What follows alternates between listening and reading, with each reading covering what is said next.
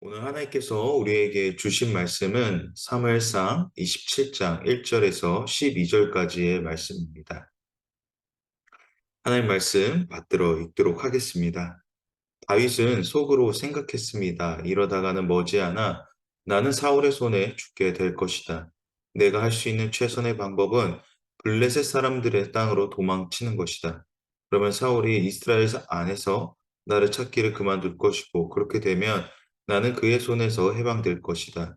그리하여 다윗과 600명의 군사들은 길을 떠나 가드왕 마옥의 아들 아기스에게로 갔습니다. 다윗과 그의 군사들은 저마다 자기 가족을 거느리고 가드에서 아기스와 함께 머물렀습니다. 다윗에게는 두 아내가 있었는데 이스라엘의 아히노암과 나발의 아내였던 갈멜 여자 아비가일이입니다. 사울은 다윗이 가드로 도망쳤다는 이야기를 듣고 더 이상 그를 쫓지 않았습니다. 그때 다윗이 아기스에게 말했습니다. 나를 좋게 본다면 지방의 한 성읍 가운데 한 곳을 내게 주어 거기 살게 해 주십시오. 종이 어떻게 당신과 함께 왕의 성에서 살겠습니까? 그러자 아기스는 그날로 다윗에게 시글락을 주었습니다. 그때부터 오늘날까지 시글락은 유다 왕들에게 속하게 되었습니다. 다윗은 1년 4개월간 블레셋 영토에서 살았습니다. 그때 다윗은 군사들과 함께 그주 사람들과 기르스 사람들과 아말렉 사람들을 습격했습니다. 그들은 옛날부터 술과 이집트 땅에 걸쳐 살고 있었습니다. 다윗은 그 땅을 공격해 남녀를 가리지 않고 한 사람도 살려두지 않았습니다. 그러나 그곳에 있는 양과 소와 나귀와 낙타와 옷가지들을 챙겨 두었습니다. 그러고 나서 아기스에게로 돌아가면 아기스는 오늘은 어디를 습격했느냐 하고 물었고 다윗은 남부 유다와 남부 여라무엘 그리고 겐 사람들의 남부입니다 하고 대답했습니다. 다윗이 남자나 여자를 살려서 가드로 데려가지 않고 모두 죽인 것은 저들이 우리에 대해 다윗이 사실은 이렇게 했다고 보고할지 모른다라는 생각이 들었기 때문이었습니다. 그는 블레셋 영토에서 사는 동안 이런 식으로 행동했습니다. 아기스는 다윗의 신뢰에 속으로 그가 자기 만족, 이스라엘에게 미움을 샀으니 이제 영원히 내 종이 될 것이다 라고 생각했습니다. 아멘. 오늘 본문의 말씀은 지금까지 이제 사울의 이제 여러 가지 이제 죽음의 위협 속에서 사울이 주는 죽음의 위협 속에서 잘 견뎌온 이제 다윗이 정말 다른 결단을 하게 되는 그런 장면을 이제 볼 수가 있습니다. 1절을 우리가 먼저 다시 한번 보도록 하겠습니다. 다윗은 속으로 생각했습니다. 이러다가는 머지않아 나는 사울의 손에 죽게 될 것이다. 내가 할 수 있는 최선의 방법은 블레셋 사람들의 땅으로 도망치는 것이다. 그러면 사울이 이스라엘 안에서 나를 찾기를 그만둘 것이고 그렇게 되면 나는 그의 손에서 해방될 것이다. 우리가 1절을 보게 되면 이제 다윗의 심리를 이제 살펴볼 수가 있는데요. 다윗은 속으로 이렇게 생각했다고 이야기를 하죠. 머지않아 사울의 손에 내가 죽게 될 것이고 이 죽게 되는 것에서 내가 할 수 있는 최선의 방법은 블레셋으로 도망가는 것이었다. 그러니까 다윗이 사울의 손에서 벗어나고자 하는 방법이 하나님의 손으로 벗어나고자 하는 것이 아니라 블레셋의 사울의 그런 죽음의 위협에서 인간적인 방법으로 벗어나고자 하는 것을 우리가 말씀을 통해서 이제 살펴볼 수가 있습니다. 지금까지 어떻게 보면 다윗은 하나님의 뜻에 따라서 하나님의 능력에 따라서 잘 이겨나가는 특별히 어 사울에게 보여줌으로 통하여서 그가 벗어날 수 있다라는 것을 통해서 이제 죽음의 위협을 통해서 "내가 당신을 죽이지 않겠습니다."라는 여러 가지 모습들을 보여줬는데도 사울의 변하지 않는 모습에 다윗은 오히려 하나님께 의지했던 것이 아니라 인간적인 방법으로 블레셋으로 넘어가니까 이제 당연히 사울이 공격하지 못할 것이라는 그런 기대감 속에서 이제 블레셋으로 이제 향하게 된다라는 것이죠. 그러니까 하나님은 해결하지 못하시고 블레셋은 해결할 수 있다라는 관점이 다윗에게 자리 잡았다라는 것입니다. 사실 이러한 다윗의 모습은 처음에 있었던 일은 아니었죠. 어디에 저희가 막다른 골목에서 현실적 결론을 내렸던 다윗을 어디서 살펴볼 수가 있었습니까? 처음에 도피지로 이동했었을 때도 다윗의 그런 모습을 우리가 볼 수가 있었던 것이죠. 근데 우리가 잘 생각을 해보면 지금까지 말씀을 이제 사무엘상을 이렇게 쭉 이어오면서 보게 되는 것은 우리가 골리앗과 싸웠던 다윗은 어떤 감각이 있었던 사람입니까? 현실적인 감각이 있었으면 절대로 골리앗과 싸우지 못했었을 것입니다. 다윗이 정말로 하나님을 신뢰하는 믿음이 있었기 때문에 그렇게 싸울 수 있었던 것이죠. 왜냐하면 이스라엘 그 수많은 장정들이 골리앗 앞에서 그저 두려움에 벌벌 떨기만 했는데 그저 작고 작은 10대에 불과했던 다윗이 어떠한 담대한 그냥 치기 어린 마음으로 했다라고 하기에는 그의 다윗의 그런 현실성 감각이 너무나 떨어졌었던 것이죠. 그런데 그 현실적인 감각을 떨어뜨린 부분을 넘어서 다윗이 골리앗과 싸움을 나갈 수 있었던 것은 무엇이었습니까? 하나님을 온전히 신뢰하는 믿음 가운데서 다윗이 그렇게 할 수 있었다라는 것을 우리는 이미 앞장을 통해서 앞장들에 대해서 우리가 살펴볼 수 있었던 것이죠. 그렇게 담대한 믿음이 있었던 다윗이 왜 오늘 이 본문에서는 어, 그, 그 현실적 감각에 오히려 민감하게 반응했던 것일까요? 막다른 골목에 있었다라는 것이죠. 이제 더 이상 자신이 하나님을 믿는 믿음의 여정에서 그 시험이라는 그 과정에서 벗어나지 못할 것이라는 그런 두려움 속에 빠졌던 것이죠.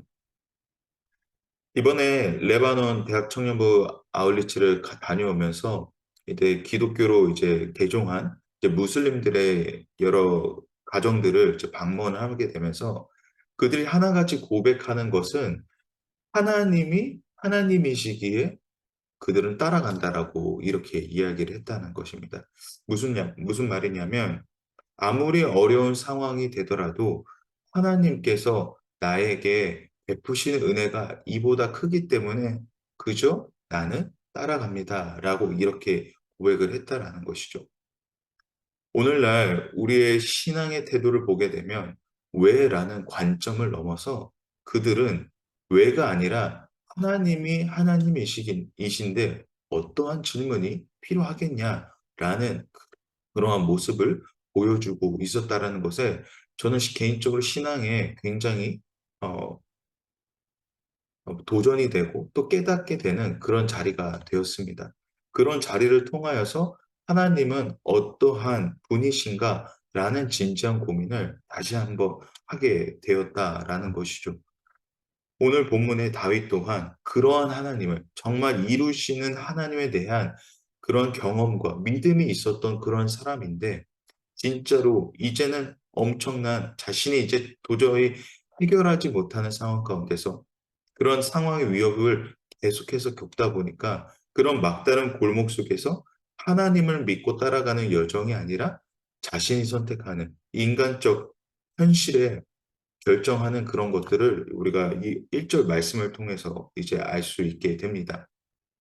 오늘 우리의 신앙의 담대함은 어디서부터 나옵니까?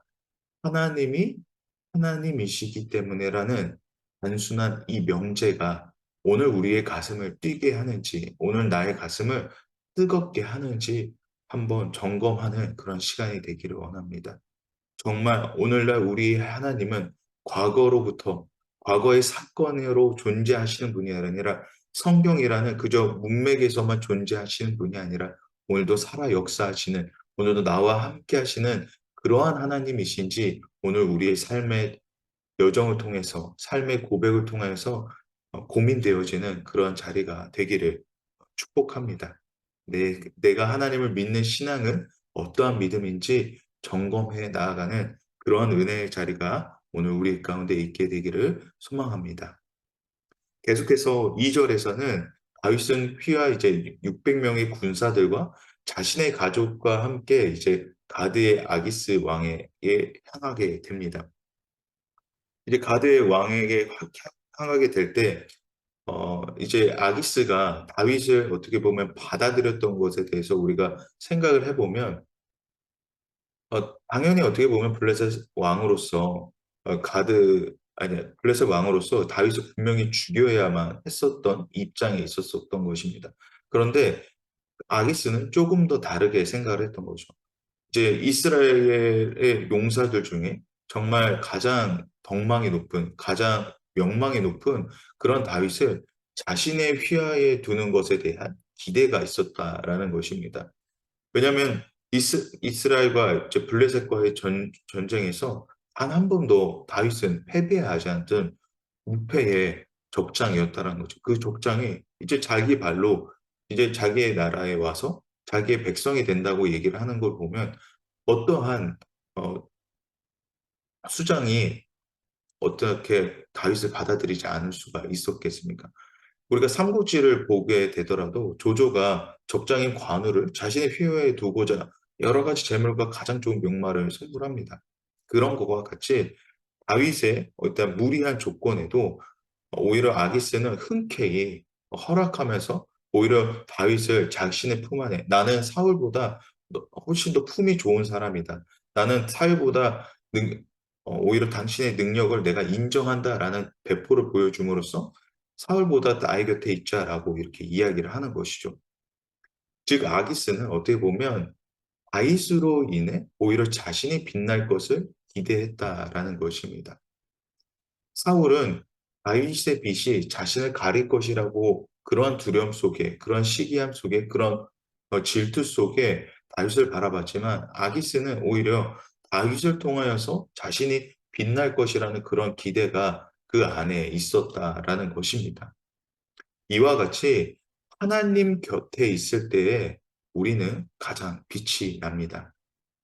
하나님의 뜻을 알고자 하는 열심 가운데 하나님의 영광을 나타내므로 우리의 열심이 가려지는 것이 아니라 하나님의 은혜를 통하여 우리는 더욱 빛이 난다라는 것입니다. 때때로 우리는 생각하기를 내가 하나님의 이름을 높이게 되면 그저 내 이름이 없어지는 것처럼 내가 하나님의 영광을 높임으로 나는 그저 드러나지 않는 그냥 선택할 수 없는 그런 것이라고 생각을 하지만 절대 그런 것이 아니죠. 하나님을 높일 때에 하나님의 자녀 또한 높아지는 또한 그 빛으로 인해서 나 또한 더 밝아지는 그런 은혜 결과들을 우리가 바라보게 된다라는 것입니다. 그 은혜를 통하여서 오늘 우리가 나아가는 여정 속에서 하나님께서 보여주시는 놀라운 은혜들을 우리가 계속해서 경험하며 나아갈 때 그 빛은 정말 소금과 빛이 되는 놀라운 역사의 현장들을 우리가 계속해서 보게 된다라는 것이 어, 하나님이 우리를 통하여서 일하신다라는 것을 경험한다라는 것입니다. 계속해서 이제 다윗은 시글락에 이제 살게 됩니다.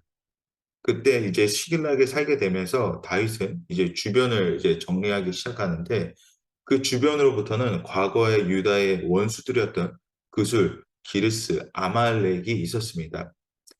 다윗이 이제 이들을 공격하는 데서는 여러 가지 의미들을 이제 가지고 있는데 첫 번째로는 이제 하나님께서 이제 가나안 땅을 이제 모두 가나안 땅에 있는 이방인들을 정복하라고 하셨던 그 뜻에 따라서 이제 정복을 하기 시작을 했던 것이죠. 그래서 특별히 이제 이제 유다의 원수가 되었던 사람들이 그 족속들이었기 때문에 그 족속들을 이제 정복하러 나아가는 것에 의미가 있었고요. 두 번째로는 그 모든 것을 이제 진멸하지 않고 전리품을 챙기는 장면을 이제 9절과 이제 10절에서 이제 볼 수가 있는데 9절을 통해서 이제 볼 수가 있는데 다윗은 하나님의 명령이었던 모든 것을 진멸해야 되는데 전리품을 챙기는 그런 것들을 보여줍니다. 이는 이제 다윗의 식솔이 이제 많기 때문에 침략을 통해서 전리품을 챙기고자 했던 것이죠. 그렇게 전리품을 챙김을 통하여서 자신의 이제 시글락성에서 그런 자기네 군락을 이루는 것들을 이제 볼 수가 있습니다. 그리고 나서 이제 아기스에게 보고하기로는 남부에 있던 다른 지역을 공격했다고 이제 허위 보고를 하게 됩니다. 어떻게 보면 이런 다윗의 거짓된 행동들은 우리 다윗의 첫 도피지였던 노베했던 아히멜렉에게 거짓을 말했던 것을 우리가 기억하게 됩니다. 다윗이 원치는 않았지만 다윗의 거짓으로 인해 제사장 85명이 억울하게 죽게 되는 그런 결과를 맞이하게 된다라는 것이죠. 우리가 1 절에서와 같이 다윗은 가장 위기의 상황 속에서 어떠한 모습을 보여줍니까? 거짓말을 하는 그러한 모습을 보게 됩니다. 그러니까 다윗은 특별한 한계를 마주했었을 때 이와 같은 거짓된 행동들을 하게 된다라는 것입니다. 여러 가지의 시험을 거쳐 나아가면서 당연히 다윗은 하나님 앞에서 성장을 했지만 이에 반대로 인간적인 한계에 부딪혔을 때의 다윗의 모습은 하나님을 의지하고 쫓아가는 여정이 아니라 자신의 한계를 속에서 오히려 현실적인 방향들을 찾아가는 것을 보게 된다라는 것이죠. 오늘 이와 같은 다윗의 태도들에 대해서 오늘은 어떠한 우리는 고민을 하게 되게 됩니까? 우리가 생각하기를 하나님께서 어차피 다윗을 세우실 것이면 사울을 뒤로 그냥 물으시고 다윗을 세우셨으면 됐는데 왜 지금과 같은 거짓된 행동들이 없었으면 오히려 다윗의 왕의 어떤 길에 있어서 훨씬 더 탄탄대로를 걷는 듯한 느낌을 줄 텐데 왜 하나님께서는 왜 그 다윗에게 시험을 주심으로 통하여서 일을 어렵게 하실까? 분명히 하나님께서는 쉬운 길로 인도하실 수 있으실 텐데 왜 다윗에게 이러한 시험을 주셔서 이 지경까지 가게 하시나라고 생각을 하게 됩니다. 왜 하나님께서는 왜 그렇게 일을 하시게 되실까라는 고민을 하게 됩니다. 다윗에게 그러한 자리가 있었다라는 것은 시험을 통해서 하나님의 뜻을 분별하게 되는 것을 배우게 된다라는 것입니다. 다윗이 겪어 나아가는 이 과정은 그저 아무런 의미 없이 지나가는 것이 아니라 하나님의 백성으로 하나님의 왕, 하나님께서 세우신 왕으로서 기름 부으신 왕으로서 세워 나아가시는 과정이라는 것입니다. 비교적 사울과 비교했을 때 사울 다윗이 왕으로 되어가는 과정은 굉장히 고통스럽고 어렵습니다. 사울은 하나님께 세우심을 통해서 다니엘에게 훈련받고 세워지지만 다윗은 정말 죽음의 위협 속에서 시험을 겪음으로 통하여서 하나님께서 한층 더 성장해 나아가는 것을 보게 된다라는 것입니다. 그러한 시험의 여정 속에서 하나님은 다윗에게 무엇을 말씀하고 계시는 걸까요? 하나님께서는 다윗에게 어떠한 것을 깨닫게 해 주시는 그러한 자리가 되게 하시는 걸까요?